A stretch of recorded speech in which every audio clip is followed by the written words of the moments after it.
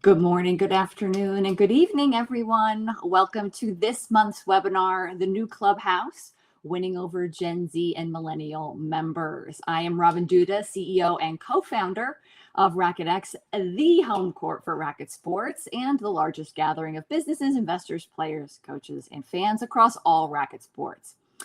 Off the heels, before we get into our webinar, off the heels of our first ever club summit in March, held during RacquetX, which was an awesome event. Hopefully many of you were able to be there. And those of you that weren't, we hope to see you in the future. After our first club summit, we want to highlight that after the success of that, we are taking it on the road. And we're coming to 5 cities across the US in partnership with the Directors Club of America. We want to bring you, club owners, operators, investors, directors, GMs, etc. We want to bring you more solutions to your biggest challenges, access to each other via networking, and selfishly, to be in the field with clubs who are doing big things. We're hosting these with some incredible clubs starting on June 29th, but it's, I'll get to it in a second, in Philadelphia at the Philadelphia Cricket Club, the one and only Philadelphia Cricket Club. These events were supposed to be like a half day, pretty simple moment. And however, they're taking on a life of their own, which is incredible. And they're turning into like 2 days of locally hosted action. Philly Cricket added playing on their grass courts and some of the paddle courts on Saturday, if people are interested, followed by Ballers hosting a preview party. It's going to be super fun and wild for anyone in the Northeast. We're hitting Atlanta at Ainsley Golf Club. And of course, you're going to hear from Matt later. Austin at the Austin Country Club. Thank you, Meredith. We're going to be in LA and Orlando. Those locations to be announced literally any minute, and it might even happen while we're on this webinar. Head to our website, the RacquetX, Racket with a CQU, RacquetX.com, for all of the info and to register. It's going to be unbelievably fun, and I and myself and the team and our hosts cannot wait to be there. We're so lucky enough to have amazing partners. On to the meat of why you're all here. Again, which is our webinar, The New Clubhouse, Winning Over Gen Z and Millennial Members. I'm going to kick it over and off to our moderator, Andre Brown, who is the co-founder and head of business development, brand strategy, and marketing at Paddle Up in LA, who might be one of our folks hosting something down the road when we get to LA. And I'm going to let him introduce all of our amazing confirmed guests who, not to be a coincidence, are all our partners hosting our city series on the road. So Andre, do you want to kick it off and maybe have some of our guests here today introduce themselves? Yeah, absolutely. Thanks so much, Robin. And as Robin mentioned, I'm based in Los Angeles, one of the co-founders of one of the first few paddle clubs here in Los Angeles. Our brand is called Paddle Up. We look forward to hosting everyone the next time they're out in Los Angeles. But as Robin mentioned, we have an amazing cast of characters here today. Meredith Geiger, Walton, Matt Grayson, and Rich Wade. I can try and introduce them, but I think they'll be able to give a better introduction of who they are. So with that, why don't we start with you, Rich? Would love to have a quick moment for you to be able to introduce yourself to our wonderful guests. Thank you, Andre, and thanks, Robin, for having us. Excited to come to you from the Philadelphia Cricket Club, the first host site for the City Series. Had an incredible experience down at RacquetX in Miami and looking forward to bringing it on the road. As you know, my name's Rich Wade. I'm the director of squash and padel at the Philadelphia Cricket Club. Been here for coming up 6 years. Also a lead coach developer with the RSPA, but looking to push the envelope in terms of how to help the rackets industry. Truly believe that we're all better together. And so honored to be on a call with you all and hopefully help everyone that's jumped onto the webinar.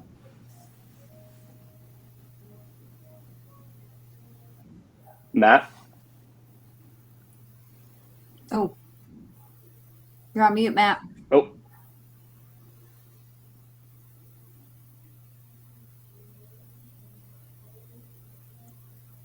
While we figure out Matt's audio, Meredith, do you want to quickly jump in? Sure, I'd love to.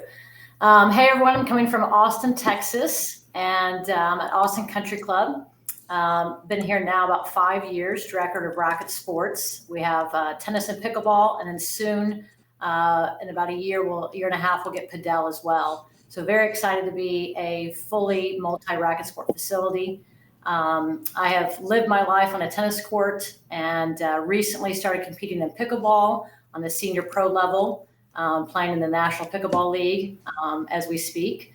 So I'm very excited for that journey and very excited to just really continue to bring people to the courts and all racket sports and create all those great, wonderful social connections and really help people engage and develop their why for why they love racket sports and continue to build those relationships. Amazing. Thank you. Matt, do we have you? Or?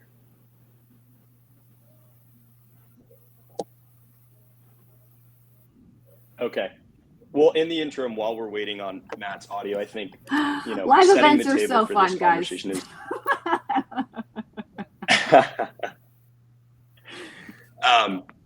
As Robin mentioned, we can set the table for this conversation. So, the interesting thing about this right now is that this conversation around capturing the attention of young people is something that transcends racket sports, right? It's something that every industry is dealing with at the moment, whether you work in tech or you work in fashion or entertainment or sports, whatever it is, right?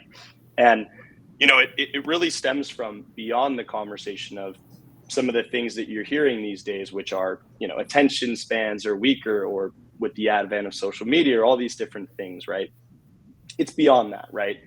And it's bigger. It's the paradox of choice, right? We have accessibility to more and more things, and we're so inundated with the opportunity to have access to everything, right? And so knowing that and knowing of, oh, Matt, do we have you? Can you hear me now? Yeah, Hey, Matt. Hey, so it took a minute I clicked every unmute possible on my phone. So that did it, I guess. Sorry about that. No worries. Matt, do you want to quickly give an introduction Sure. and we'll jump in? I'm the director of tennis and athletics at the Ansley Golf Club. So I oversee everything. We have tennis and pickleball at our club and our racket sports. We're working on getting padel in the next 2 years. We do a big renovation of our entire tennis facility.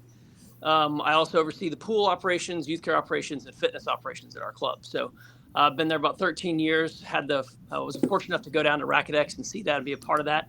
And now looking forward to hosting everybody in September when they go on the road and come back to Ansley. Amazing. Thank you for that.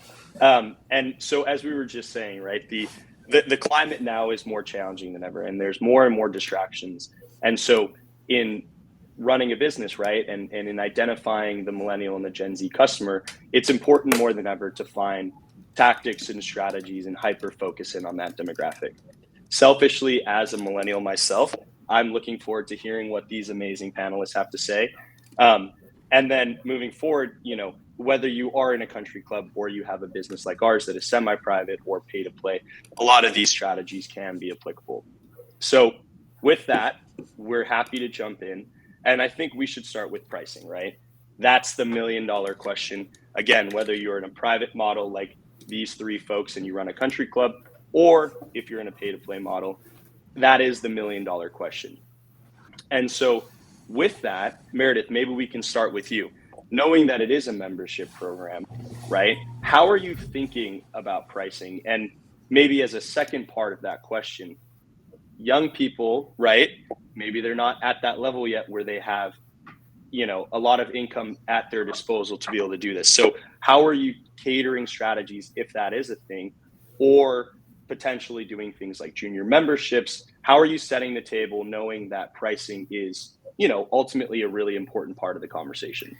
Yes, I think the first thing that you look at is, what are people looking for, and what are they going to spend the most money on?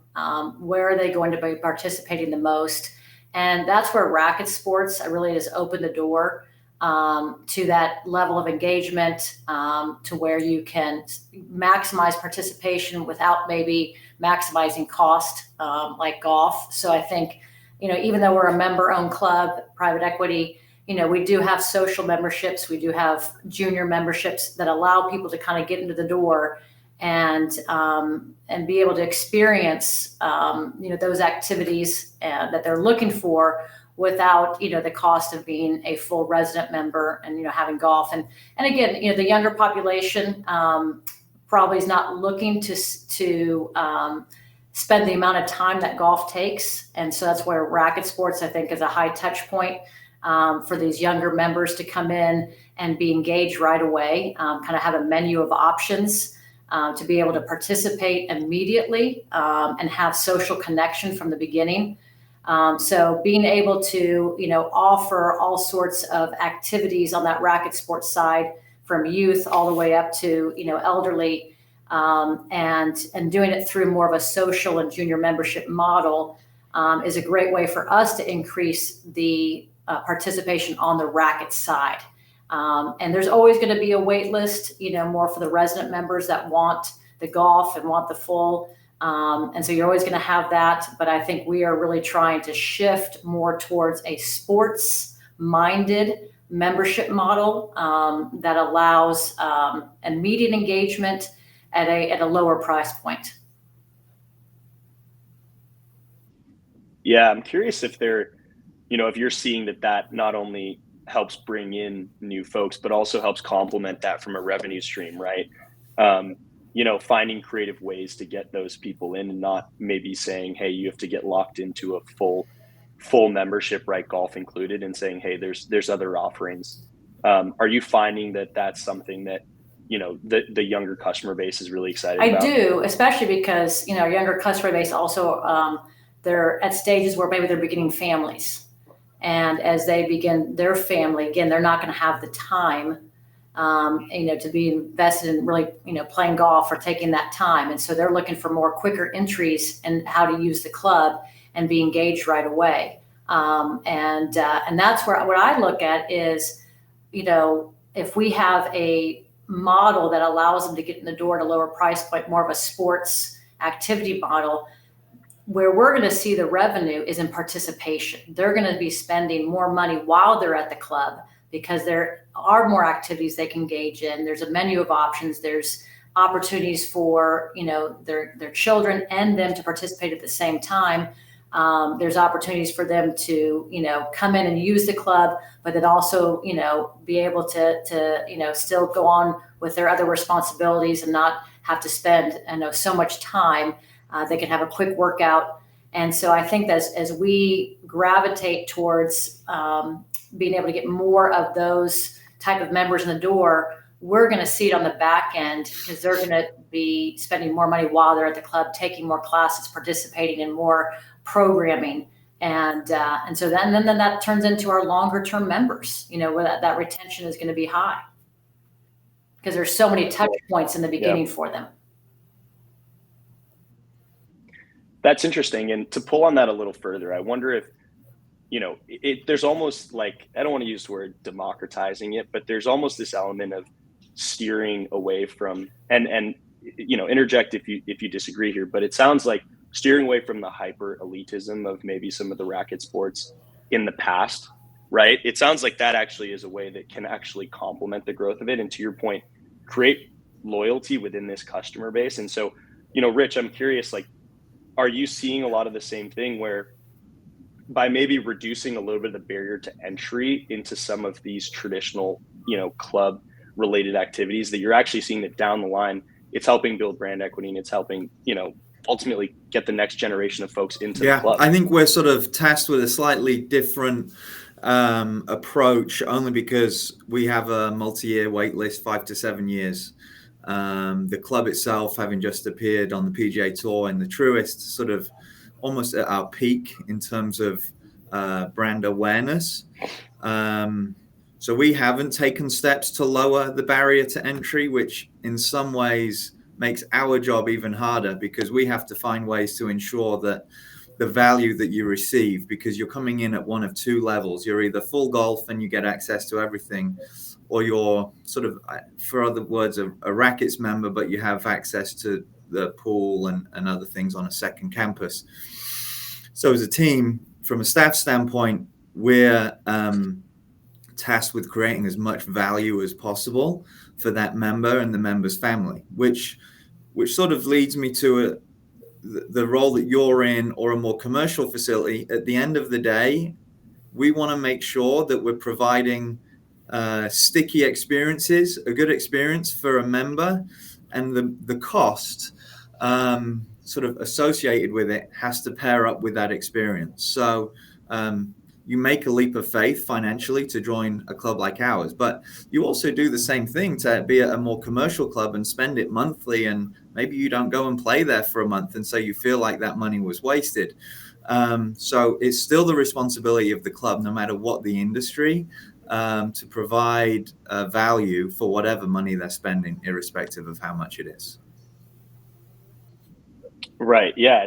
There's no inconsequential sum, right? $20 to someone may be the equivalent to 200 or 2,000 to someone else. So to your point, that is very interesting. And I guess to noodle on that further, how much of a priority is tailoring to those younger folks, right? Knowing that maybe they may be slightly, is it fair to say, priced out, or maybe just a little bit more price sensitive, than someone that's had a 30-year career and has an established, savings pool and can afford to shell out that cash. For me, they just want different things, and that's fine. We just need to find out what it is that they want.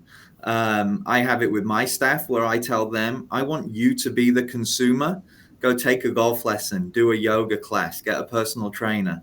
Would you place the same value on what you've just done that you do on what you do at our club? And are you providing something that has value?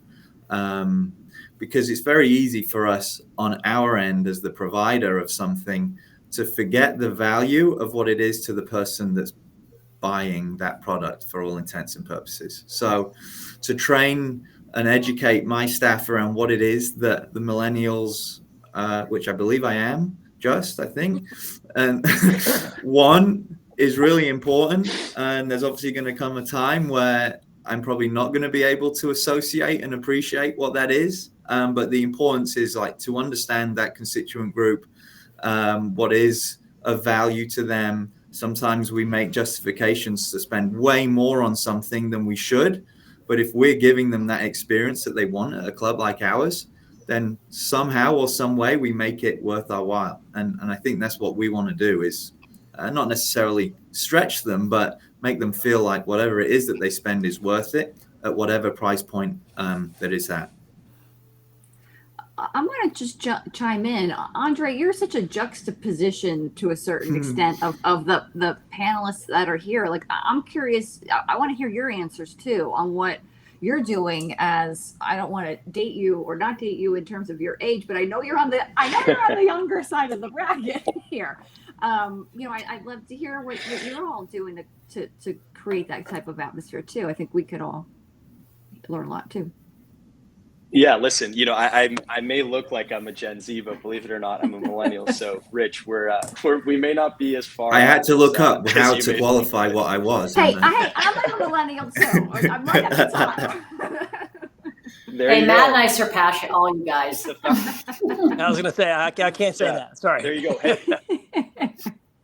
Well, like they say, right? Racket sports, it's what you live. You're 40% better off or something. It's the fountain of youth. But Robin, no, I appreciate you asking that question. And I think it's really interesting kind of actually looking at Meredith, your approach, and then Rich, what you just mentioned, because and this whole concept of value is such an interesting thing that I can't wait to explore later on. But for us, right, and for paddle specifically, because we are actually only a paddle club. So we don't play in the pickleball space. We don't have tennis. We don't have golf.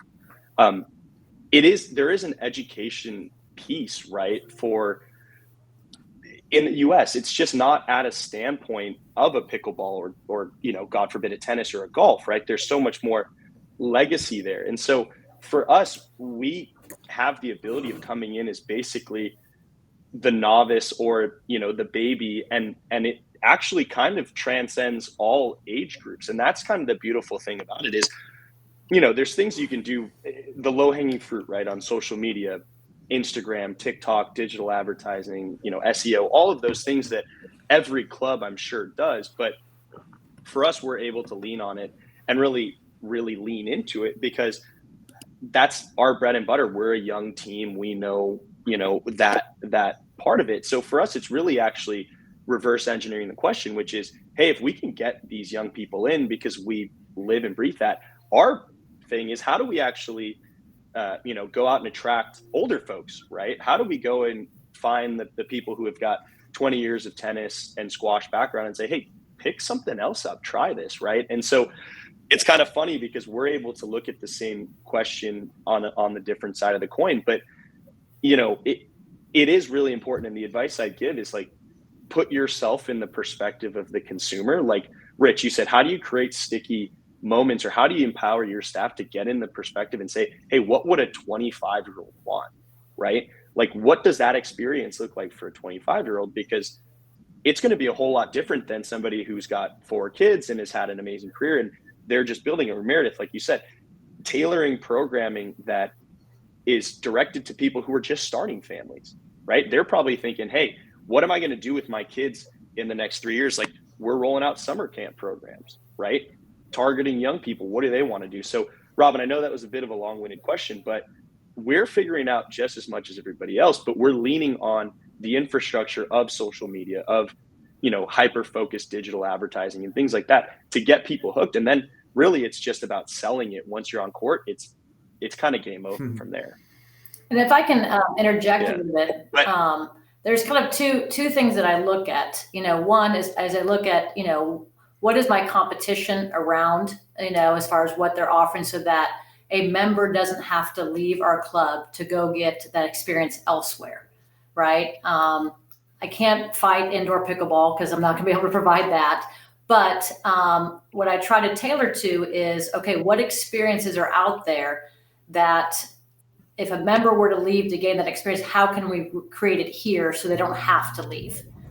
So that's one aspect I look at in terms of tailoring the programming or events, so that way the experiences can be felt here at the club and they don't have to leave and get it elsewhere. And then the second thing I look at is the developmental pathway. Are we engaging, every member of the club on the pathway from an early age to an older age?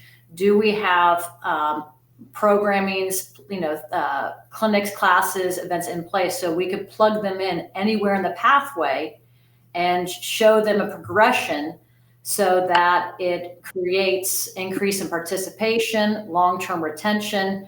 And what that can do for us is it helps us build some storyline for these members that their experiences are leading to, connections, relationships, and stories being told. Because the more that we can lend on storytelling, through our pathway and what we offer, we know we're going to have long-term members. And then from that, we get referrals, we get younger generations coming because, their parents were members or, they had an experience here. I think the age group that, we may miss out a little bit on is that 25 to maybe 35, because once they age out, if they've been, their parents have been a member and they age out until they can become a member themselves. So looking at even how can we still keep, a junior membership model involved for that age group, because they will leave and go get those experiences elsewhere.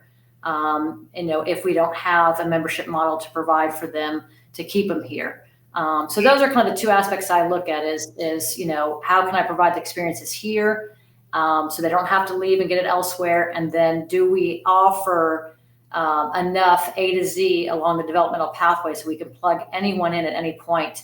And I do give a lot of credit to pickleball in terms of the engagement aspect, because like even for a member-owned club like ours that has an older generation, we have created re-engagement of members through pickleball. Whether it's a widower or someone who wasn't using the club that couldn't be as active, now pickleball has created an opportunity for engagement and activity for them. So Meredith, let me ask you, you talked about that 25-year-old person. Do you guys run legacy programs at your club? Do you have a legacy membership? Because that's something that's been very, very effective for us in getting that younger Gen Z person to come back to the club, because they stay on their parents' membership till about 25. Right. And then after that, they have that legacy membership they can join as a legacy, and it really basically knocks down the initiation fee because they're joining so early to a lower number. But we're kind of in between. I think the two of y'all. We do have a 7-year wait list, but we do also allow 3 legacies to join every single month because we want those families to be able to keep that family in that club and not be able to really not lose those people to go to other places. Mm-hmm. Yeah. I mean, we do have it. I think it's something that can be probably a little bit better promoted, so that we can, again, not let go of them. Right. Yeah, Matt, I was going to ask, that's such an interesting point because it sounds like there's a couple barriers to entry for your respective clubs, right? There's the legacy element of it. Obviously, these clubs have the reputation and the attraction, so they're highly sought after, right? So it doesn't sound like there's actually an issue in terms of like generating leads, right? But I am curious, right? To your point, Matt, how big of a priority is it to actually get those young folks in there? And the second part of that question is, do we feel like they're complementary, or is that actually at maybe the loss or the cannibalization of someone else? Because do your members actually want to have young people in those clubs, or is that, does that actually come at the detriment to that? And I know that that's a little bit of a hard question to ask, but I am curious, like, it sounds like you guys are pretty flush with people that are excited about coming in. So how does that stack up in the priority? Right. So we are in like smack in downtown Atlanta. So as downtown Atlanta has had a big resurgence in the past 5 years. So there's a lot of younger families down in downtown Atlanta now. So we have gotten an influx of a lot younger members. I think our average members age, like the median age has dropped several years for us. So I know we are getting a lot of younger members in, and it does cause, you do have to work with it because it does cause some strife. You've got people that say, hey, I've been a member here for 30 years. This is what it has always been. Then you've got people saying, hey, but I'm a member here too. And so our club has taken the stance that, hey, everybody's a member. If you've paid your dues and you're here, everybody's a member. Whether you've been here for 2 days or 50 years, you're a member. And they've kind of taken that stance, and it's really helped drive a lot of activity at the club. And it is a little bit of a hard thing to balance because when you've got people that have been there a long time, they may not use the club as much. They're still there regularly. We probably have 50% of our members live within 5 miles of our club. So they're there all the time. But if I've been a member for 30 years and I've come there 3 times a week, but if I'm a brand new member, I'm excited about my new club, I might be there, 9 times a week. I might come all the time for stuff. And so when you start thinking about, some members as they move or we get a new member in, it's not necessarily always an equal member for member switch when you bring in that new member. That new member may be a much more active person than the person that left that they took their spot. So the idea of compaction and how a little bit of a struggle. So you just got to kind of make sure that you manage those things. And I think we've done a good job at that. We just, renovated the main bar at our club. It's not a country club looking bar anymore. It looks like it's a bar that's in a W hotel in Manhattan. That's kind of the style that it looks like now, but that's brought in a bunch of the younger members think that's a much cooler place to come to the club than an old, country club looking stuffy kind of bar. And so doing those kind of things has really helped us keep activity levels super high at this place. There's a question from the crowd pertaining to this conversation. How do you create different programs and amenities that appeal to young people while continuing to serve? Like, any examples of this, I think would be helpful for the folks who are on the line. They're asking. Yeah. We've done some things with pickleball, especially. That's made it very easy to bring people in. Like, we have a Wednesday night pickleball league in the spring, and in the fall we have a ladies league, and we have like 90 ladies that play in that league every spring and fall. We do one for mixed doubles in the summer and the winter, and that one has about another 85 people that play in that. So it's real easy to get some younger crowd into that, since pickleball is a hot item for us, and it makes it easy because it's a short time frame. The younger people that have kids can come in and play pickleball for that hour for their match at the most, and then we've got youth care on site to take care of their kids while they're there. So adding those kind of stacked amenities where you say, hey, you can come play pickleball, but we've also got built-in childcare. So when you come, you don't have to worry about getting a babysitter to come to the club. We've got that covered for you. So things like that, when you stack up your amenities to help them be useful for the membership to come in and be there all the time, really helped us create that atmosphere. Just from our standpoint, one of the key thoughts that we have is always be creative. always be consistent. And you can be consistently creative. They don't have to be the same things, but the level of something that you produce has to be the same, continuously. And we target different constituent groups by the type of event we have. Paddle Fiesta, music's going, the foods, it's a different theme, and people want to drink and eat and listen to music. For the most part, this group is wanting to hang out with people that they went to school with or were a similar age with. But then that's very different to a rough and smooth handicap event where people are more willing to play with someone of a different skill level. That's not going to attract the same person. So a well-rounded offering, I think, is not the most important thing, but one of the most important things, so that no one group feels like they're getting less than another group, which is really hard to do sometimes, but sort of got to be the intent, at least from a staffing standpoint, that we're trying to provide events and social experiences at all different ages and levels, basically. Yeah, and I think, targeting the younger age group, most of them, again, if they're working, then we have to provide enough evening opportunities for events and league type play, whether it's through pickleball or tennis. But I think social connection has got to be kind of the main reason behind whatever we're offering. If it's a clinic, if it's a group play, it's a mixer. Social connection is kind of the number one, goal that we want to have, and whether it's through pickleball or tennis, but making sure that we have enough evening opportunities, and then also weekends. I maximize Sundays. A lot of times, people assume a Sunday is a day off. Well, not in the club industry, and we're 7 days a week. And, Sunday can tap into families. Sunday can tap into, just more free time to where, you can I offer a lot of pickleball on Sundays. And the other thing too, that I look at too, is creating as much group experience in the programming because of wanting that social connection. So again, like the Dink and Drinks on a Wednesday night, we even like combining with golf a little bit for a lot of women who are intimidated to play golf, but we create kind of a, wine and wedges, to where it's social, where they get a little bit of golf and they come over and play a little bit of pickleball, and then we have wine.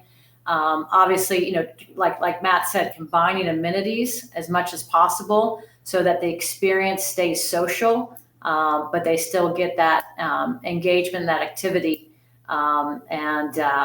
Again, like nighttime is probably, again, where I lean on a lot to generate interest in that younger population, and then offering, Sundays. I kind of try to maximize Sundays a lot because Saturdays is super busy with families. So I don't want to over compete too much with Saturdays. So that's why I try to use a lot of Sunday time. We've noticed a lot of our younger members, what they want to do as well is create some of their own small private events. We've noticed that's a huge trend at our club, to where we have a full calendar events and all kind of things. But a lot of the members will say, hey, instead of going to the Friday night mixer with 40 people, we want to bring in 16 of our friends and just have our own 16 people have a round robin. And, can you guys provide the format for us and set up the food and all the stuff, and we just want to come with our friends. So we're seeing that's a little bit of a trend too, to where they do the main big events and they are part of all that, but they also come out and create their own private smaller events. And so we've kind of put together some packages and things to make that real easy for them, because we've seen that as a trend at our club, to where they want to create their own little events as well on top of all the things we already do. Yeah, and anything with a theme, with a theme too. I mean, you put a theme behind it, a name behind it, and it has that much more attention. I've done volleys and vinos. We do every kind of themed pickleball event, whether it's a holiday or an occasion. Do collegiate alumni, theme things where they come in their, college colors and logos, piggyback on, collegiate football and, the Super Bowl. I mean, just any kind of, theme that you can piggyback on and add pickleball, tennis, or whatever activity to it. And it really, that's, to me, that's the attraction and draw for a lot of the younger population. Yeah, that's so interesting that you guys say it. It's, right now there's this really buzzy term that everyone's kind of talking about, which is creating the third space, right? It's that space where everyone can feel like they have a place of congregation that, isn't necessarily something you would think traditionally, but can live outside of that. And so, Matt, I love what you're saying. It's, giving people the opportunity, like teach a man to fish, right? Give the opportunity to the people to set up things that they actually want to hear from. And, Meredith, with like fun themes and the alliteration and like all that stuff, it makes it really fun and gives people the opportunity. But, that really makes me think of something, which is, obviously you guys are in amazing markets and it sounds like have incredible businesses in dominating those markets, but all of those things, right? And following this theme of creating this third space, there is competition coming, right? Not just from the country clubs, but, from other paddle clubs and entertainment concepts. And, we were all at RacquetX and we saw everybody's got amazing concepts, 5-irons, right? The golf simulator business, golf had such an amazing moment these past few years. Tennis it feels like every amazing brand is doing a tennis partnership and sponsoring athletes. There's a lot of eyes on this right now, right? So what, in your guys' perspective, like who is the competition and what are you doing to kind of stay resilient to that? Obviously, the 7-year wait list gives you a vote of confidence, but people are coming to eat you. What are we doing to, put up the guardrails and say, hey, this is our community and you don't get access to this? A big part of that is the culture. I think that we try to create. So again, once a member steps on campus, they already feel the sense of culture. They feel a part of the family. This really is a second home for them. So they feel that safety, that security, that trust, even if they're just, dropping their kids off and they know their kids are safe, for the day. So what we try to do to kind of separate, ourselves from competition, whatever, is have that culture be so embedded and felt, from, what we offer and the services we deliver. And so that's why, just how people are greeted, when they first come in and they, you get to know them. We're in the relationship business. And so as we continue to really nurture those relationships, it becomes a strength of our culture. And so it's why people don't want to leave or why they are excited to keep coming back and they can't wait. And so to kind of create a FOMO experience because they can't wait for that next, event. They want to make sure they get on the list to participate, in that program. And because they feel that sense of, culture, they don't want to miss out. So that's kind of, I think, what I look to make sure that is the strength of what, who we are, what we offer, to compete with anyone else out there. So In typical fashion, go ahead, Matt. Sorry. Go ahead, Rich. Go ahead. No, go on. All right. So I was just going to go ahead, Rich. You take it. in typical fashion, I'm a little bit of a contrarian, but maybe that's why I'm here. I don't know. I think something that we can't forget is to invest in your staff at no matter the level, type of club. The further away something gets from me, it can't be a weaker feeling or experience or hold less value just because it's not, the person that is leading something being responsible for delivering the product. So I think a major component of this is to invest in your staff to make sure that whoever your membership or potential new members interact with get the same experience as what you would hope to deliver if it was you delivering it yourself. The sort of second component to that, and I agree with Meredith, obviously, in terms of the community and the culture building, I think one of the strongest communities and cultures are actually developed from within. So you sort of provide the experience for them.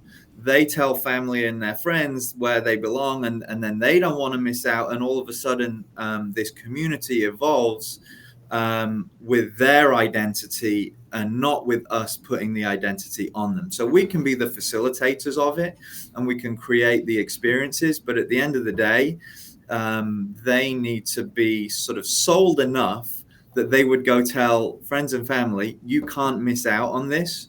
And it's actually that community and that culture that holds the strongest, because guess what? They then don't want to leave because you're leaving your friends and your family. It becomes more than just the financial component at that point.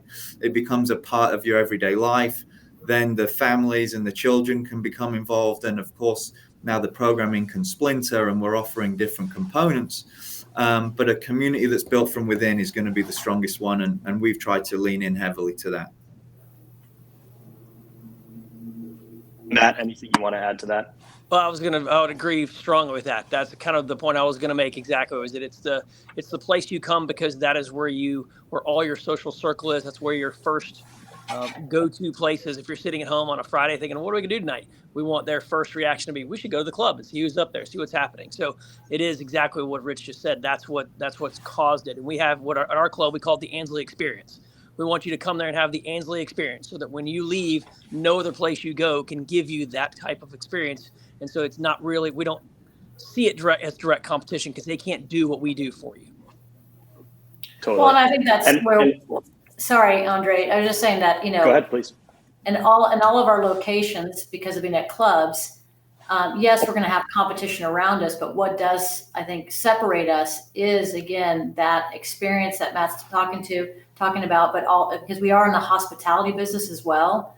So again, that feeling that it's so hospitable, you want to keep coming back because you do feel like it's a second home. You do feel like it's a family, and you value those relationships because it has been nurtured from within.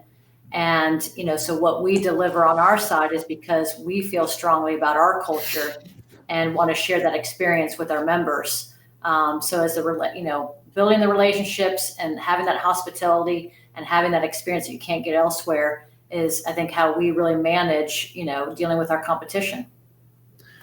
And Andre, to touch on that, to really answer your question, we are our own competition, because as soon as we take our eye off the ball, then you give other people a chance to sort of slide in and create that experience. So to Meredith's point, we're in the life-changing business. You stop changing people's lives, they're going to go somewhere else to get that. Yeah, amazing. And I do want to be sensitive of time here because I know, we got a little bit of a late start, and I want to give the forum the ability to ask questions. But I do want to just follow this down, if we can, follow this down the rabbit hole a little further. Meredith, you said something that I think was really interesting, and Rich, you kind of touched on this, the FOMO element, right? And before we go down that rabbit hole, I think, to put a bow on it, it's really about evangelizing that core audience that you have, those members, the people who are already in the system, to let them go out and do that word of mouth marketing, right? The guerrilla marketing, let them be your best advocates. But so kind of bring it back to the substance of this conversation, which is all about targeting young people, millennials, Gen Z, even younger than us, right? We do live in a FOMO world, and we do live in a world where everything is on social media and everything is available and you can see. I'm curious, how much does that factor into your strategy, right? And if it's not currently, is there an opportunity for it? Because yes, there's something to be said about within the core community driving FOMO, but if I see something on my Instagram and I start following the page and I start building brand equity before I've even stepped in, there's something to be said about that as well. So I'm just curious, would love to hear what that strategy is and what the digital presence element for each of the clubs are, because it's really important. We actually hired a full-time person that works in our tennis shop who is our event manager and social media coordinator. That's her job. I mean, she every day puts stuff out for us and takes pictures of what's happening to the club, shows people what's going on, even if it's just a nice day out. Don't forget to come by the club, and makes posts on that. When we have club championships and events, they're there taking pictures every day. And so we have a person we brought them in for that one specific role to make sure that that's what we're doing every day, is that showing everybody that's not at the club what they're missing out on when they're not there every day. Yeah, and I think I use a lot of communication apps because everyone's on their phone. You're going to have instant access if you can get to them through their phone. So you try to use a lot of communication to keep them informed, right? I mean, people feel value when they're informed, and they know what's going on without having to be at the club. And so that also kind of helps create that FOMO, like, oh my gosh, did you just see, like, this is what they're doing tonight. We got to be there.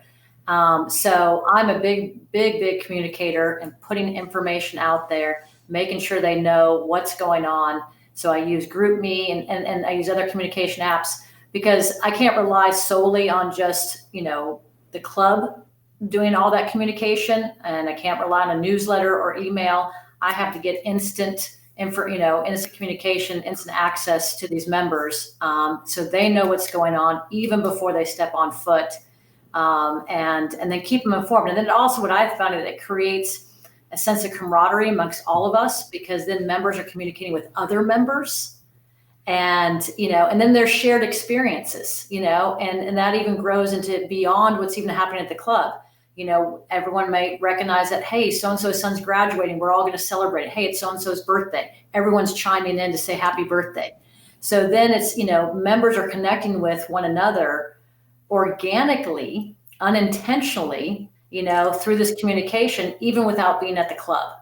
So then when they do see each other in person, it's even a greater celebration and experience. Rich or Meredith, do either one of y'all have apps for your specific clubs? We do. I just don't think it's as effective as it needs to be. So that's why I use additional.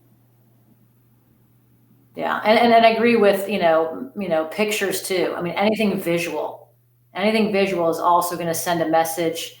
It's going to immediately create a feeling. So trying to, I use social media and tag people all the time, because we like to, you like to see your picture, you like to be seen, you like to be, so every time I can have a picture or visual video, I put it out there. So that also kind of helps create, some of that FOMO. You don't want to miss out. You better come to the club, and then people are going to talk about it amongst themselves. Yeah, we've found that using WhatsApp, for example, right, it has been such a powerful tool for us. It's massive in the paddle community, obviously in our international community, but people actually are the ones going and setting up their own matches, right? So it, in a way, can almost replace the hours that a pro may have to spend rallying people for matches, rallying people, because they're kind of doing it on their own, right? And so it's using that technology and AI and all these things that, people initially can be afraid of, to your advantage, like, allowing them to get automated and allowing them to build that community digitally before they even step foot. And then, you've kind of got it baked in already. Rich, anything that you're seeing at your club that you want to share? I feel like we could do a webinar on membership communication, because there's a million ways to do it. And I don't know that there's a perfect way, but we sort of try all of these versions, and none of them have stuck entirely. So we use a lot of different variations.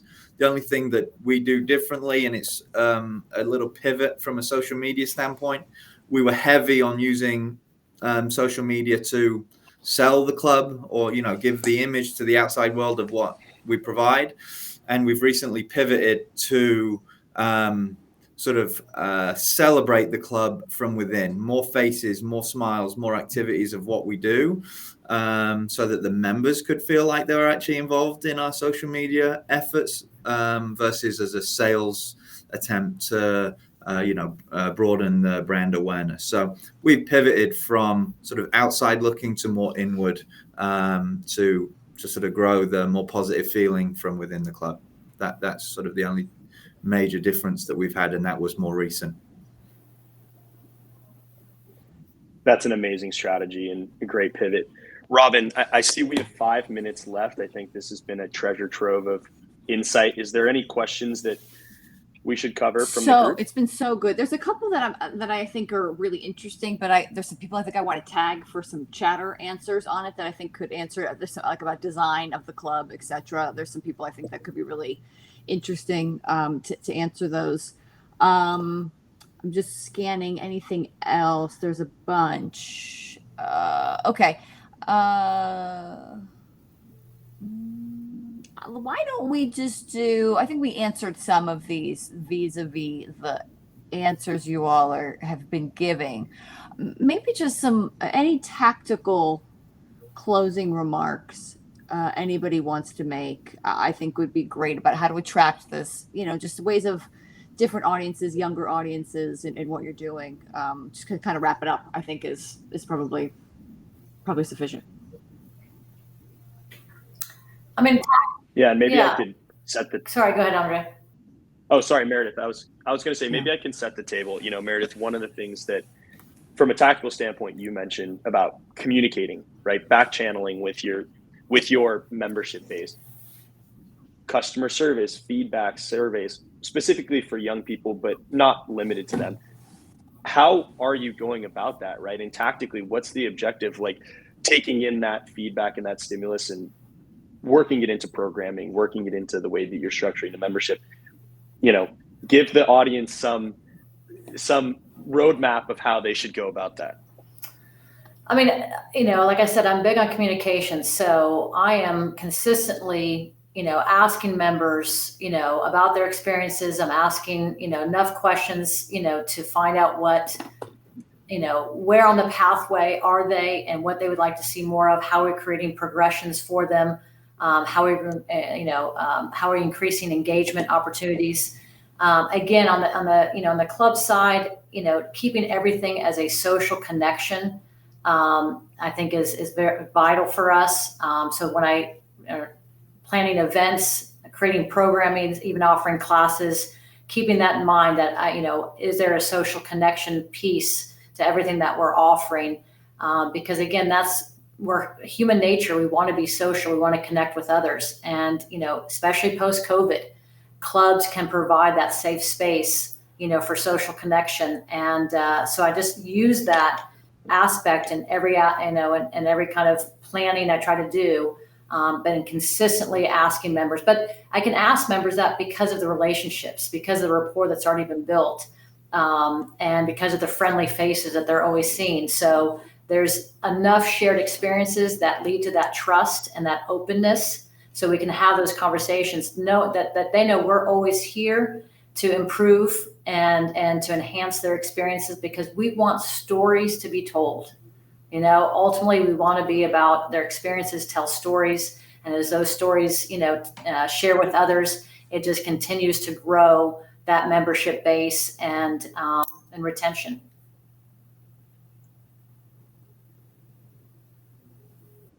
Matt, anything you want to share? Sure. I would say, just don't be afraid to pivot. Don't be afraid to try new things. I think we get kind of in a rut. Everybody has their programs that they're used to running, and we get kind of caught in these ruts of things. Don't be afraid to throw new things out. I'm always preaching to the staff there at Ansley, and I'll tell them, hey, I'd rather you guys throw 15 new ideas out there, and if 5 of them really go off well, we have to figure out what happened with the other ones. Like, did we not market it correctly? Was it not the right time of year? Is that just something our members don't want? I said, but keep throwing ideas out, because all of a sudden now you've got 5 new things that are great. And we had an example is last weekend, we had an event that a pro brought to me. He was like, hey, I really want to try this. This is something I think could be very good. And we put it out there, and it was middle of May, which is in the middle of graduation, in the middle of high school, in all the schools ending here in Atlanta. And he wanted to have an event with 64 people that lasted for 3 days.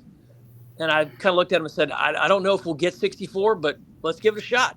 Well, it ended up being one of the most fun events we've done, for the year. And we did have 64 people that did sign up and do it, because people got in behind the idea. He did a great job marketing, promoting it. And so it ended up being a great event. But it was one of those things where, off the top, when he first pitched it to me, in the back of my head, I was thinking, man, if we get 32, we'll be killing it. But it was just because of the way he got behind it and used his energy to do it. The event went off and was fantastic. But that's the idea there, I think, because as you get the newer, younger crowds coming in, they want new and different all the time. They don't want to do the same event year after year after year. It kind of gets worn on them.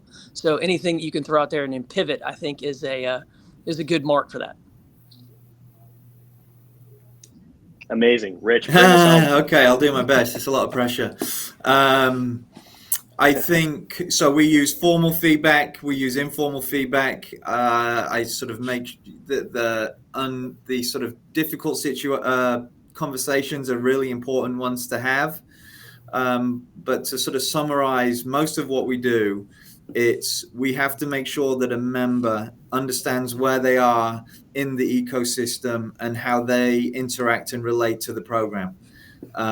So like making sure that they understand what's available to them, on their part of their journey is the most important thing to us. Otherwise, they don't engage at all.